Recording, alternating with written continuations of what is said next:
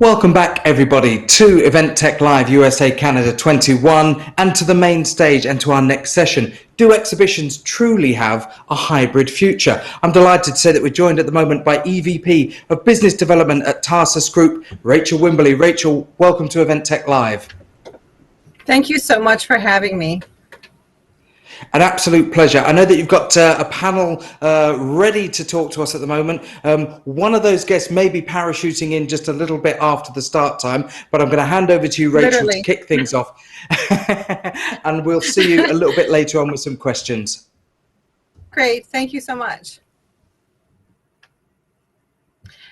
Hello, everybody. We're thrilled to be here today. I am with David Audrain, who is the CEO of CISO and also runs ExpoDevco, which is a trade show group that he can tell you a bit more about. And we are here to talk to you about the hybrid future. So, David, can you please tell us a little bit about ExpoDevco, and are you doing any virtual events right now?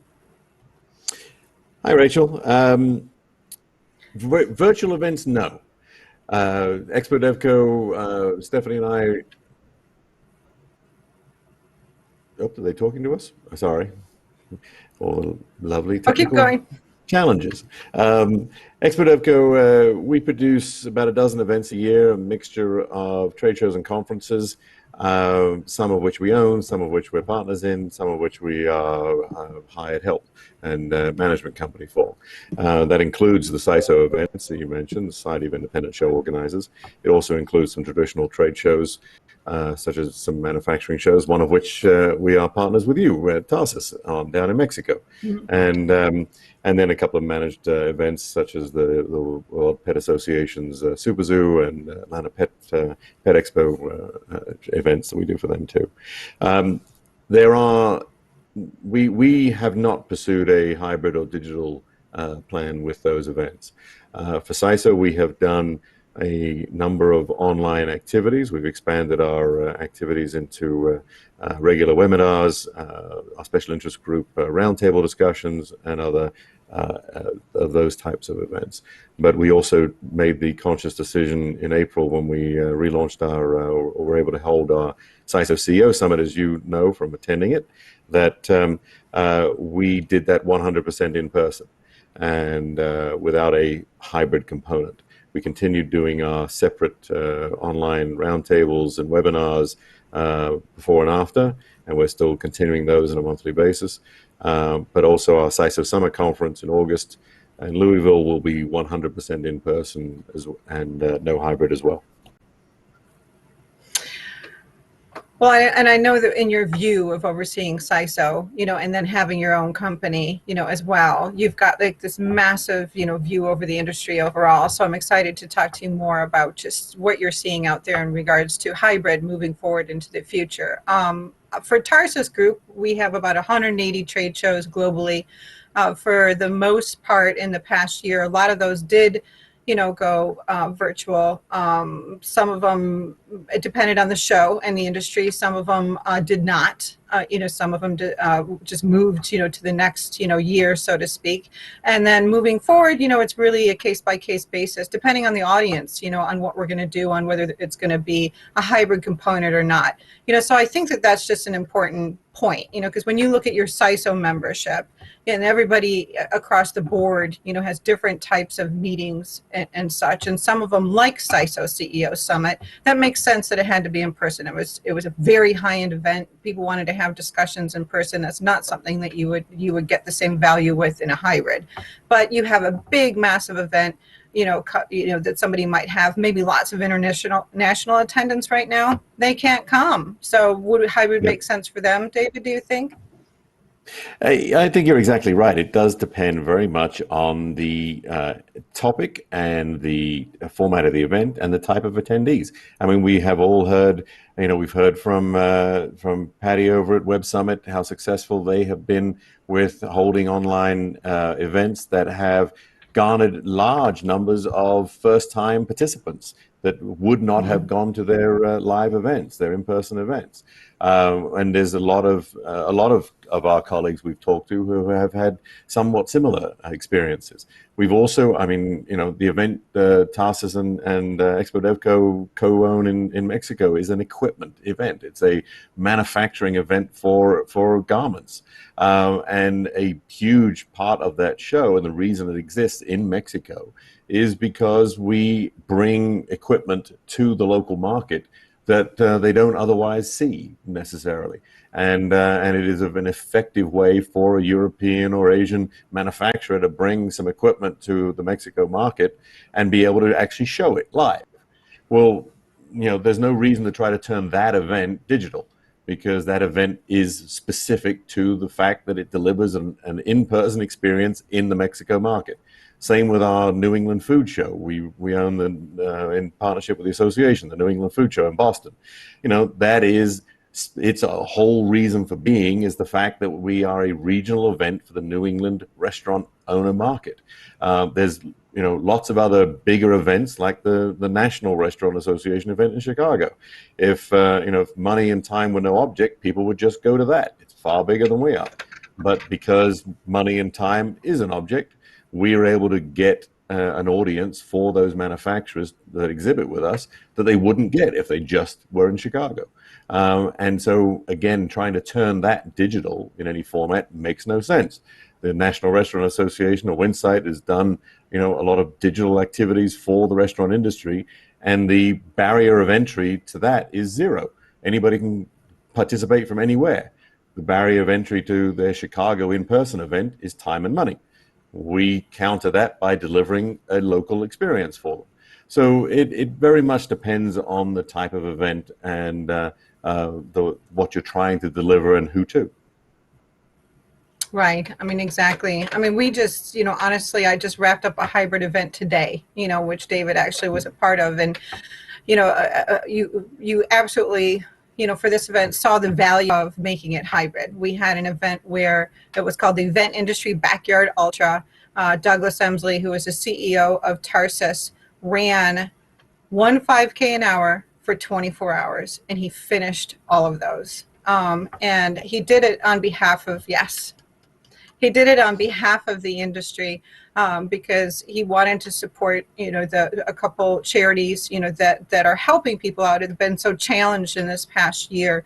One of them was Eventwell, which is based in the UK. It's around mental health, you know, with people in the events industry. Certainly a lot of challenges, you know, people have faced there.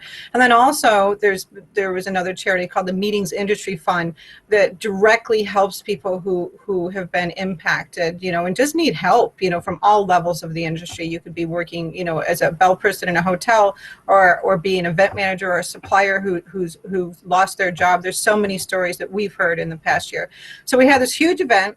It started at 4 p.m. UK time yesterday. It was live streamed.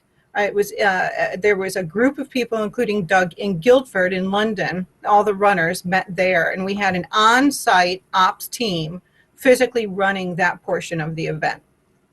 And then globally, we had sessions go around the globe. They started in the U.S., and David was a part of a session on that. Thank you very much. And then we went to Mexico, Australia, China, all in live streams, Dubai, back to the UK, and then ended up, you know, back to the UK/US, you know, watching Doug, you know, take it home, so to speak. And so we had two completely different experiences going on. There was the on-site experience that was a team that needed to manage that very much in a physical sense, and then there was the complete, you know, virtual, you know, / hybrid experience that had to be managed in a completely different way. So I will tell you that one of the biggest lessons coming out of this, you know, for me personally, is that you cannot have the same teams running a physical event and an online event. Do you want to speak to that at all? Because it's certainly something that I think people are struggling with.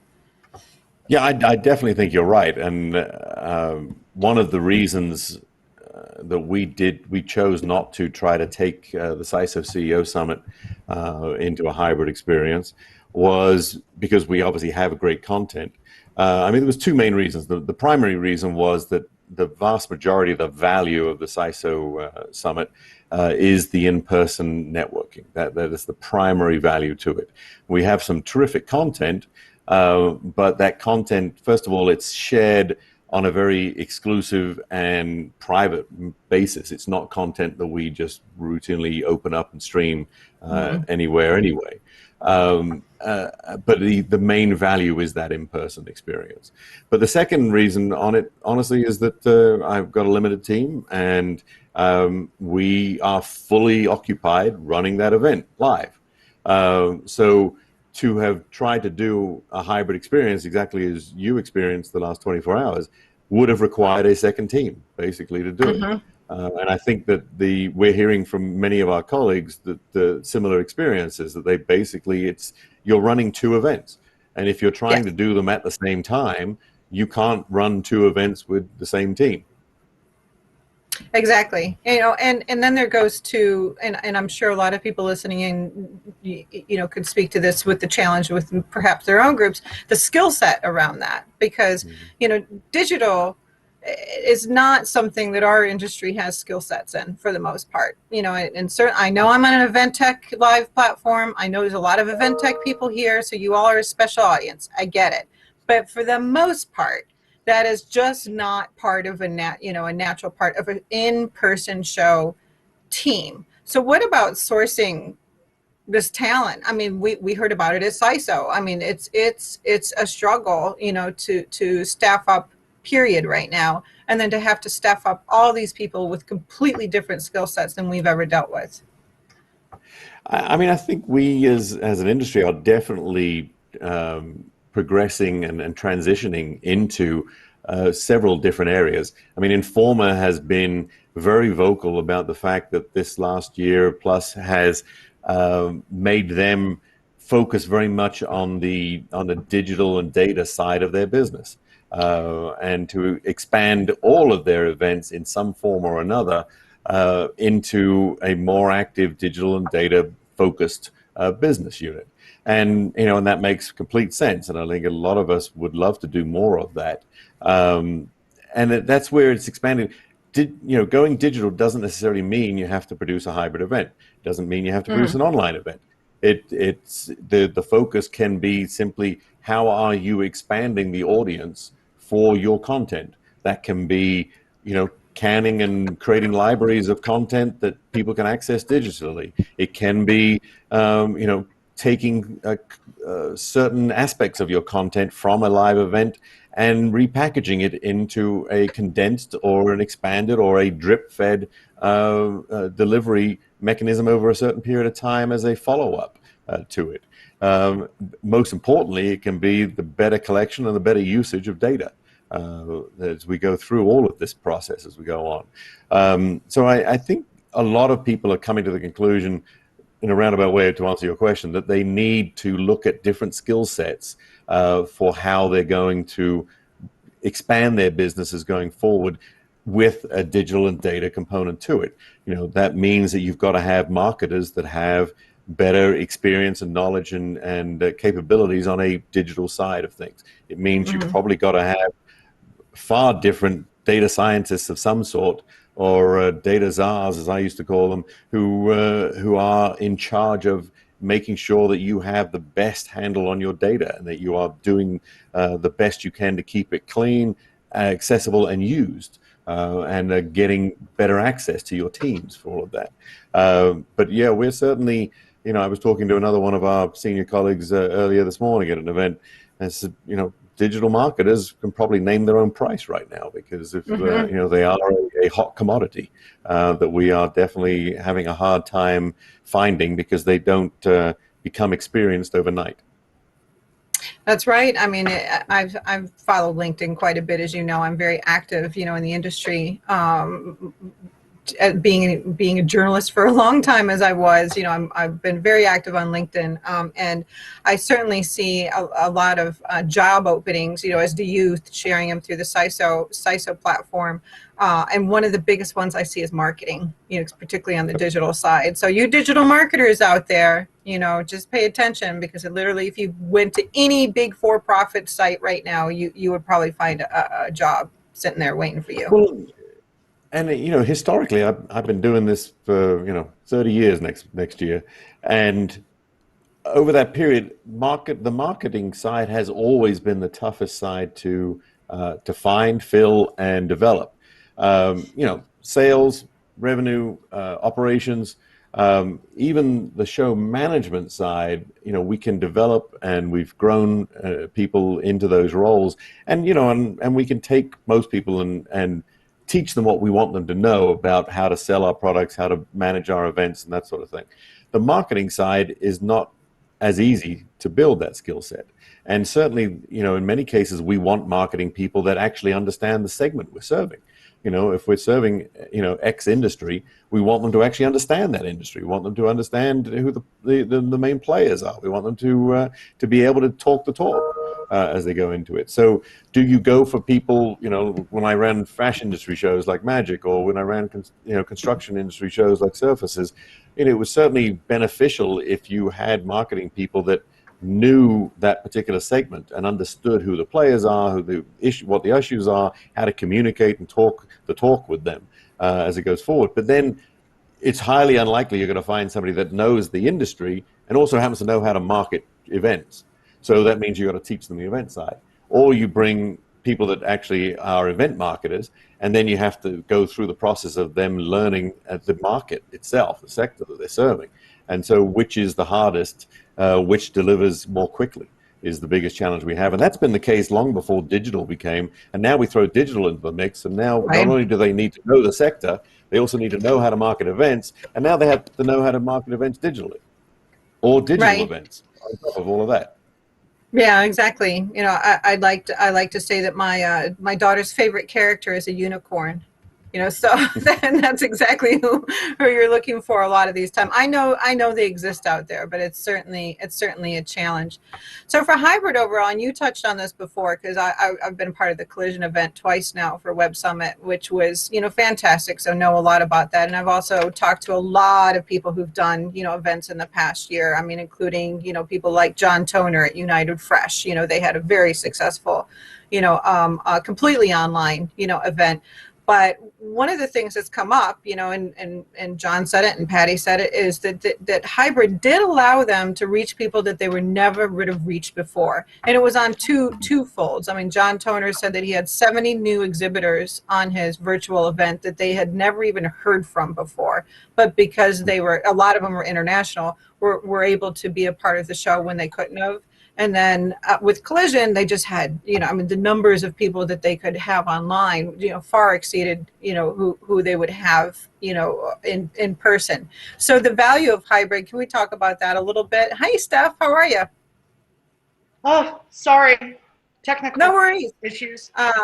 So we're just talking about on the value of hybrid overall, of being able to bring in either new attendees and or new exhibitors that you would not be at your event, period. And what's that value going forward?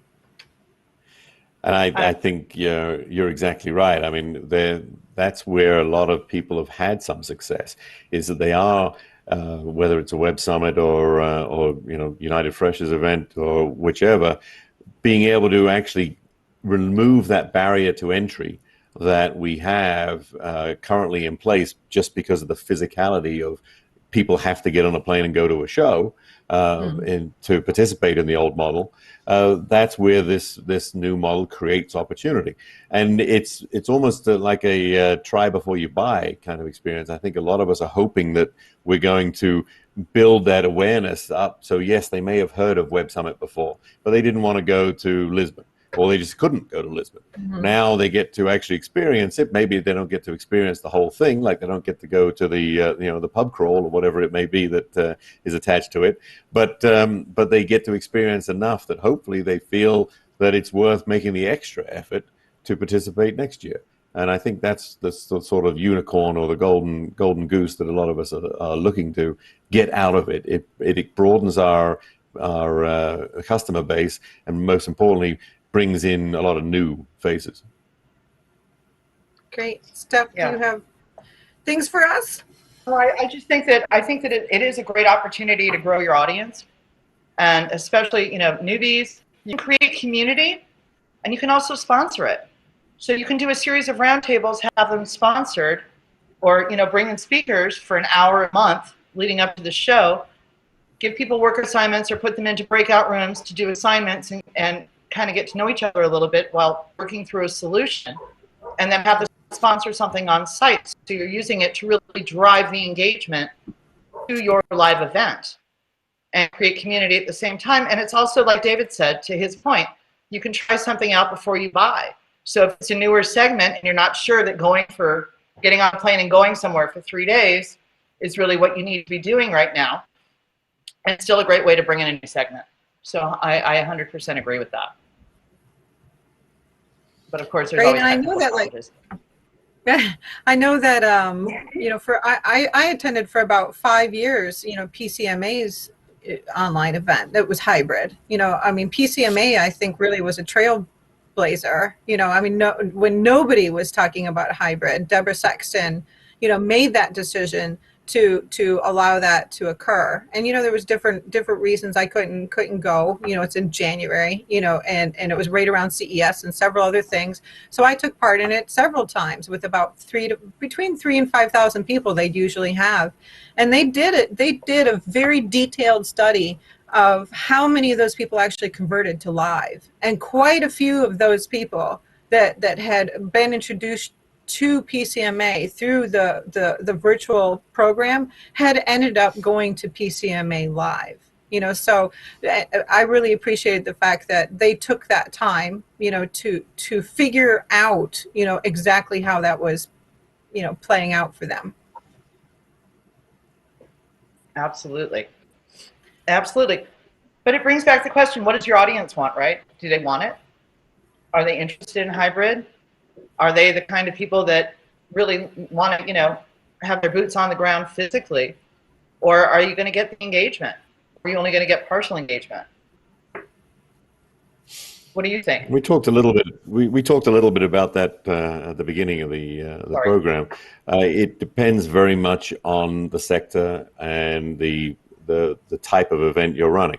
As I shared and we talked about, if you have a regional event that is serving a particular need and it's a traditional trade show showcasing equipment or some other form of product, then digitizing that is unlikely to be particularly valuable to a lot of people.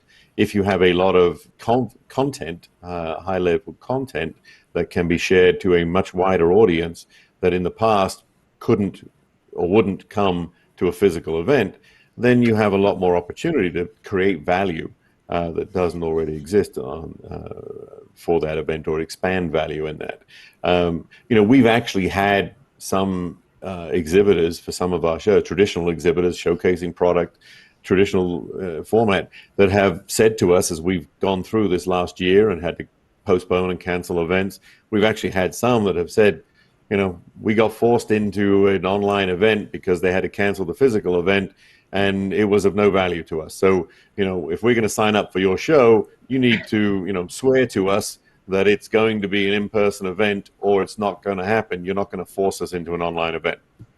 And that, is understandable if they have a product that needs to be shown. If the whole purpose of being in the show was to set up a piece of equipment and actually demonstrate it, then I totally understand why they don't want to be forced into an online event. And I know they just released the UFI CISO study this morning. Sophie was at the UFI conference, and a lot of exhibitors are not happy with digital. They're just not happy with the experience that they've had, and they have no intention of doing it again. One of the solutions they propose is better education, but to their point, are they wrong? Well, but here's the reality. You cannot just create a digital trade show. It doesn't work. It's very simple. The people have had the opportunity to have a non-live or non-in-person physical experience for an awful long time, whether it was just, here's a printed catalog, or it was a, here's a website with a digital catalog or whatever. That opportunity's been around for a long time. It doesn't work. For most cases, there's some positives, some technology and things can be showcased online just as easily.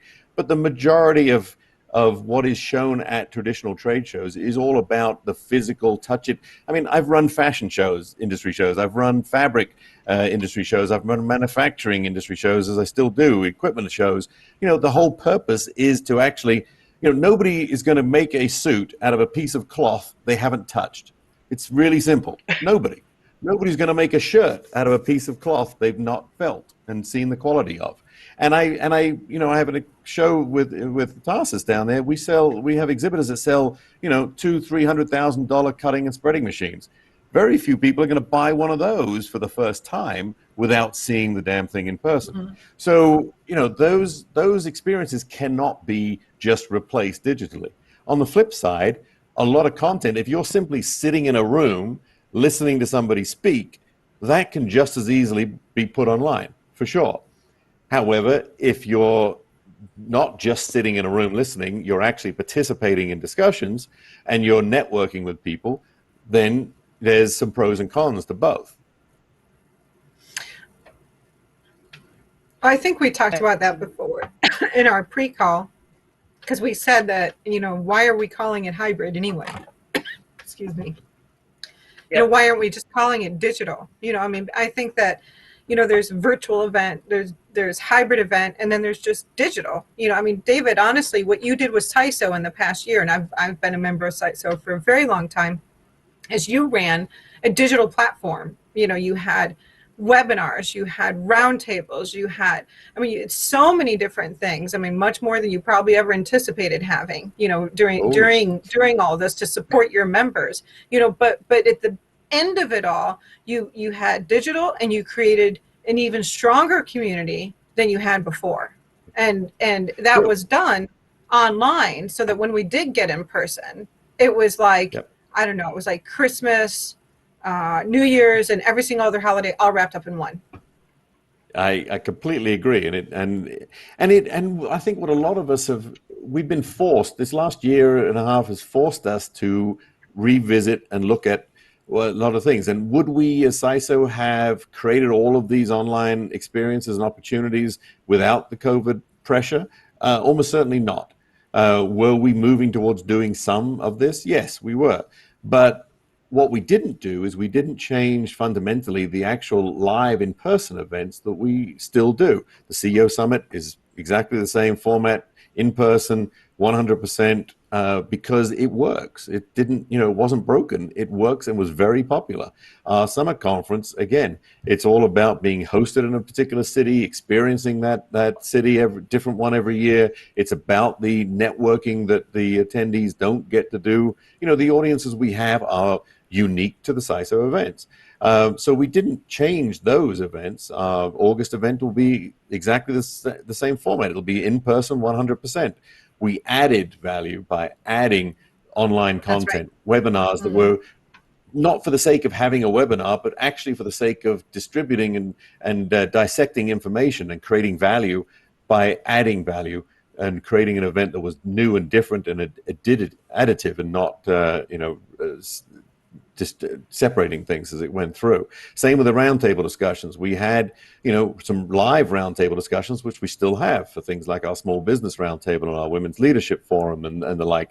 And those live experiences will continue twice a year as we've done them. But by adding in this ability to have those discussions on a monthly basis, in some cases, a smaller group, but a very involved group now is participating in many different activities than they ever did before. So yes, we've been forced to do different things and they've added value, but we haven't changed some of the things that didn't need to change. Right. Absolutely. I think that a lot of the, and I'm sorry, Steph, just to jump in, a lot of the companies that I know well, that have actually done well in the last year with virtual, medical in particular, our medical unit, did okay. And I know some other businesses that believe it or not, because of the nature of the type of business they were, a lot of it was one-to-one, type things where you could do those kind of appointments online. A lot of those have actually done okay, and those business owners moving forward are looking at doing their live events. They're not changing their live events whatsoever, but it's exactly to your point, David. And in additive nature, they are adding virtual. Maybe they've got 2 events a year, and then in the off time, they're planning virtual, because there were components of their audience that said, I like this virtual format and we'd like to stick with this. So it's what Steph said, is what does your audience want? Don't force it down their throats. What do they want, and what really serves them, right? Yeah, I mean, CISO will continue to offer most of these new additions. We won't necessarily run a webinar every month. We may not every special interest group will have monthly roundtable discussions. They'll choose what suits their needs and what their group particularly wants, but they'll have the option to participate in all of these. But we will keep our 2 main conferences, soon to be 3 with the addition of the Asia CEO Summit, as 100% in-person events. Yeah, it brings up the question, and I've heard from a lot of different people around the industry, from the trade show industry, there are a number of, especially trade associations, who perhaps didn't adapt, didn't pirouette instead of pivot, and didn't really adapt well to the digital aspect of things during the shop. What do you think? What kind of suggestions can we give those folks that maybe messed up? Maybe they had, a digital trade show that their exhibitors were mostly very unhappy with. They felt like, they poured a bunch of money in, or their money was then used for that, and then they're getting asked for more money to come back to live, and they weren't really given a whole lot of a choice. It's like either participate in digital or lose your money. That did happen to quite a few exhibitors, and I think we have to work as an industry, and maybe we have some suggestions for people on how to deal with that, because it's something that hasn't been discussed. Well, and we all know of shows luckily, that happened. Yeah, but luckily not too many. I mean, most shows were the vast majority of shows were very honest and open and frank with their customers, and they worked with them. Yes, some of them may have said, hey, we need to roll, we are postponing the event and we need you to stick with us, and we're pushing it to next year, or whatever it may have been. And in many of my own cases, we've got a show in a few weeks that we had to cancel last year, and almost 100% of our exhibitor base were quite happy with us rolling everything over to this year. On flip side, I know of others that have had a lot more pushback, and some of the situations are just realistically, challenges from a financial perspective, and you've just got to be honest. I also know, in fact, I had a conversation today with an association that told me that they did try a digital event, and frankly, it was not successful. And they, just have to lay it out there. Hey, we tried it, it didn't work. None of you are particularly happy with it. We're not going to force you to do it again. We're going to focus on, but we are going to keep trying new things. And obviously, and especially in the case of associations, they are serving a marketplace that is their members. They should expect them to try new things, should expect them to push the envelope out there. And if they're not trying new things, then they're probably not doing the best job for their community. So it's a little short-sighted if members of that community, hold it against the association for doing what they should be doing, even if it wasn't particularly successful. You can't bat 1,000, which is the only sports analogy I know. And you can only do the best you can. And but if you are batting 1,000, it probably means you're not trying hard enough. Yeah, I think on the association side, also, I mean, they've been, particularly challenged, I think that the for-profits really were able to pivot, faster. I did say pivot, in and out of digital. There's bigger teams involved. I know, I'm sorry. bigger teams involved. You know, they may have had more depths, you know, of skill set, you know, to be able to get that done. I mean, you know, an association is always often small staffed, you know, so Don't you I think, mean, I talked to Rachel, don't you think part of that on the for-profit side, we are more open to risk, number one. We are typically more aggressive in going after. So we will, you know, I know of a lot of associations over the years that have, you know, been adverse to taking a risk because, and it even some other entities I know, government backed in particular, where, you know, they would rather not take, you know, 9 opportunities that could have been great winners because they fear that that 10th one might be a failure. And I think, you know, we do know that associations by their nature are somewhat risk adverse. And they also tend to manage by committee to some degree in many cases. And so decision making is also not something that is as quick as on the for-profit side. I mean, you know, in my own business, Stephanie and I are the decision makers. That's it. If we want to make a decision, we can make it in 5 minutes and just do it. Not every association has that luxury. And again, they are answering typically to a board who's answering to a membership, and they need to be cautious quite rightly. I mean, I would not take the same risks with CISO's money or CISO's business that I would take with my own business. That's just the nature of the responsibility I hold to the CISO board and membership. Yeah, agreed.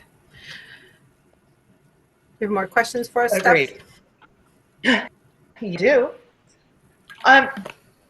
Did you mention the event that you did yesterday for 24 hours, Yes, Rachel? I said it was, I mean, it was actually the perfect example of a hybrid event, you know, because we were in person and virtual. And what David and I discussed out of that is because particularly, you know, running the virtual side of that event, my big takeaway is that skill sets, you know, within teams, you know, are very, very interesting. So we just had a discussion about that, you know, overall.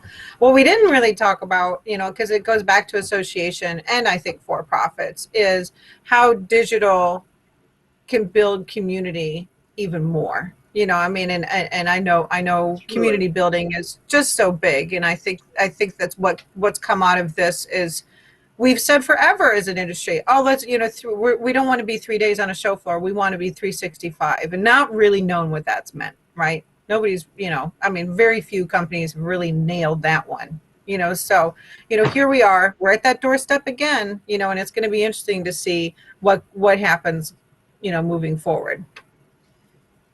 Yeah. I was having a conversation with Michael Krupe, who's the GM of the Shanghai New International Expo Center, and they went back a year ago. So they were only gone from February through the end of June last year. That was it. That was their shutdown. And he said, basically, most of it has just gone right back to the way it was. They are building a room out that can be used for, you know, hybrid or, you know, with a studio, like many convention centers have. But it's the question, will we learn from this? Will there be a great reset, as our friend Paul Woodward says? Or is it going to just, everybody will go, well, we're going to do a few things digitally, but we're really going to, you know, throw 90% of our energy or 95% of our energy back at the show. And people that I've been talking to are like, this is, if they do, it's a real missed opportunity in terms of community building all year round. Let's face it, most send stuff out 3 months before on social media. They're hitting. They're not engaging. They're not truly engaging. And to your point, David, with CISO, the communities to gel together, or sub-communities have had a chance to really gel and come together on a regular basis during this whole thing. Relationships have been formed, partnerships, I'm sure some sales. You never know. But are we going to go back to the same old way? And is this just going to kind of be like that, you know, the JR, you know, the nightmare that, you know, or the dream that was, and we just go back to how we were? Or really take this as an opportunity to learn and to be better at being part of our community? Sorry, you cut out on some of that, but No, I mean, there's a couple of very good examples of how this has changed a lot of what we do. And probably the biggest example of that from our own perspective is the advocacy work. Prior to COVID, we as an industry played at advocacy for all intents and purposes. Yes, IE has done a great job for 8 years of running Exhibitions Day. UFI and the industry have driven Global Exhibitions Day as a way of patting ourselves on the back, frankly, for what a great business we are. But we had very mediocre visibility outside of our own group, our own club, basically.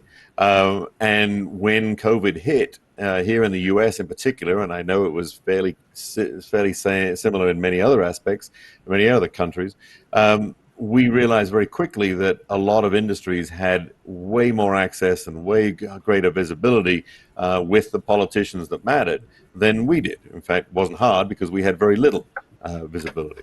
And so very quickly, the pretty much every side of the industry came together, initially under the Go Live Together initiative, and then now under the Exhibitions and Conferences Alliance, where we have everything from CISO with the for-profit organizers and IE and ESCA, the contractors, and IAVM with the venues, and DI with Destinations International with the CVPs and so forth.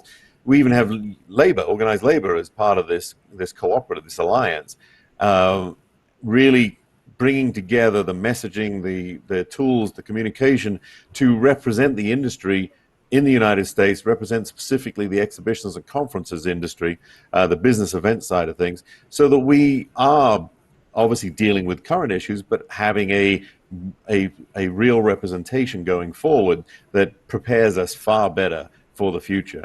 And I'm sure lots of different industry segments are experiencing the same sort of need and experience out of this that we're going forward with. To go back to the idea, I agree with you, David. It's really good to see. It's long past due. I was a political science major in college and could find why organization was in lobbying when I first began. That's just, I think it goes back to, the community development part is so important. And that's really where it can come in on a not a day-to-day, but a month-to-month basis. And it's a great way to also get more data, right? What are the things that we need? How can we better crowdsource? If you're deciding what you're going to do 6 months in advance on education, is it already over? Is it already boring? Is it already not interesting? Could it have been my point if it's just education? Are we going to crowdsource things? What are those hot buttons? And I think that embracing contrast, embracing disruption, embracing change, this is a great time to those things out. If you've got newer members of the industry, bring them in. Hear the younger voices. You don't always have to hear, the older on stage. Bring in the young ones who are enthusiastic and passionate. And sometimes those of us in the industry for a day or two will say, "Oh my goodness, aren't they cute? They're so naive." But guess what?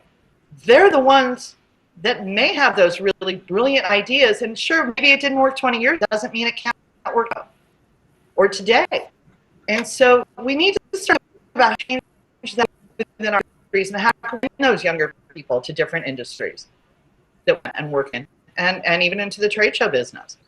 Make it attractive. Hello. Look, we have our famous moderator. Well, I wouldn't say famous. I wouldn't say famous at all. Maybe within a small community. Maybe I need to advocate myself a bit better, David. Indeed. Guys, thank you very much for the session. A few points that I picked up on, and I'm sure our audience and attendees have been picking up on, particularly David, when you highlighted the fact that there's been such a big drive and determination to go hybrid and go virtual, and obviously we're an event tech show and that's what we talk about, but it's refreshing to hear that obviously when you identify that certain industries simply can't do that, and that you may just need to stick to your guns, you know, the fashion industry, you can't make a suit without the cloth, you have to put your hands on that cloth to do that. I thought it was a great point that you made, and the same would go for other industries like the music industry, for example. You know, you look at shows like NAMM in Anaheim, you know, that's a huge event on the calendar of musicians and anybody involved in that industry, and they simply couldn't operate that show without being able to go there and get their hands on that new equipment, on those new instruments, and the buyers from the major retailers going there to actually see those. So we have to identify that not all things are right for all people, and I think maybe just take a little bit step back after this initial 12 months of diving headlong into virtual. It's been a great session, guys, and I want to thank all three of you for joining us today. It's been great to have you here at Event Tech Live. See you all soon. Thank Thank you. Hi, thank you. Thanks for having us.